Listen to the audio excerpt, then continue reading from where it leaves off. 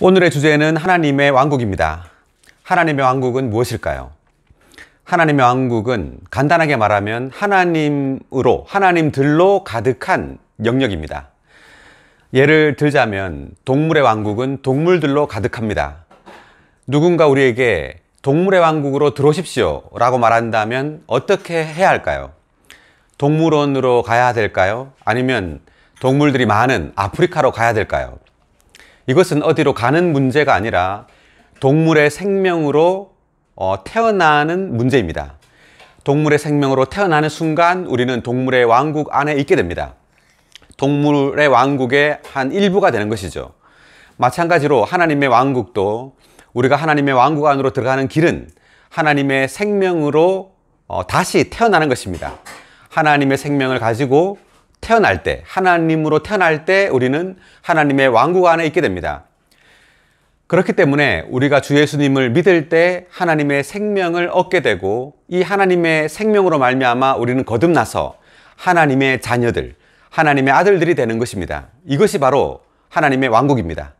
하나님의 아들들로 구성된 하나님의 왕국, 하나님의 생명을 가진 이들, 하나님의 생명으로 거듭난 이 믿는 이들이 바로 하나님의 왕국을 구성하는 것입니다.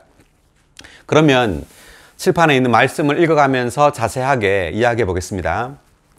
하나님의 왕국, 생명의 영역. 누구든지 다시 나지 않으면 하나님의 왕국을 볼 수 없습니다. 여기에서 다시 나지 않으면이라고 했는데 이것은 영어로 born anew입니다. 새로 태어나다.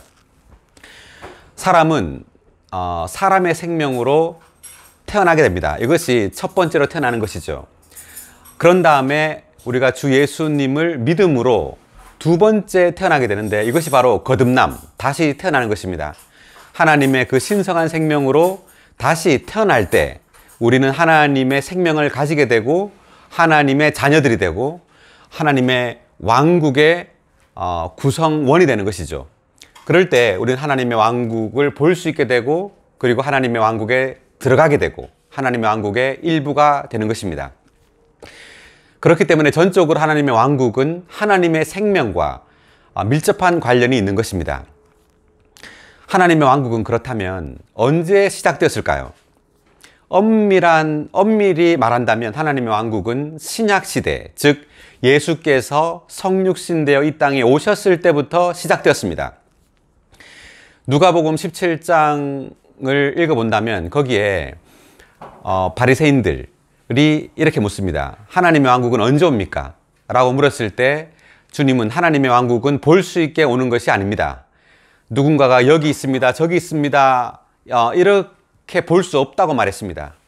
하나님의 왕국은 여러분 가운데 있습니다 라고 말했는데 이 하나님의 왕국이 여러분 가운데 있다 라고 주님께서 말씀하실 때 이것은 바로 주 예수님 자신을 가리키는 것입니다.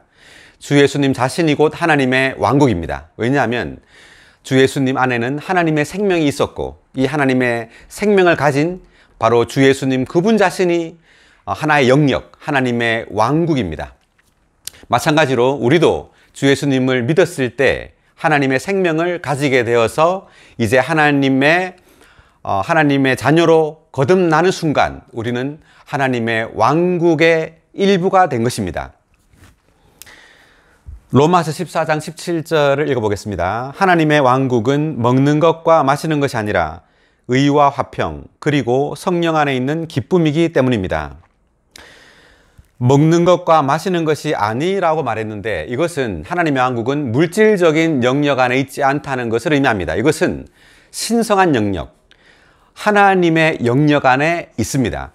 하나님의 생명의 영역 안에 있는 것이죠. 그러므로 하나님의 왕국은 의, 화평, 성령 안에 있는 기쁨입니다.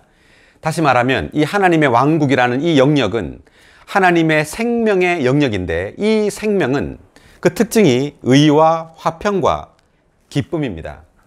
우리가 거듭나서 우리가 주님을 믿었을 때 받은 이 생명 안에 우리가 있다면 이 생명을 누린다면 이 왕국 안에 있는 그 생명을 누릴 때 우리는 의와 화평과 기쁨을 얻게 되고 누리게 됩니다. 이것이 하나님의 왕국의 어떤 특징입니다. 하나님의 생명의 특징이죠. 그렇기 때문에 우리가 하나님의 생명, 하나님의 생명을 누리고 접촉할 때 우리는 그 왕국의 특징인 의와 화평과 기쁨을 누리게 됩니다. 그렇기 때문에 이 하나님의 왕국은 전적으로 하나님의 생명과 관련되어 있고, 하나님의 생명을 받아들일 때 우리는 하나님의 왕국이 되고 하나님의 왕국 안에 있는 그 특징인 의와 화평과 성령 안에 있는 기쁨을 누릴 수 있습니다.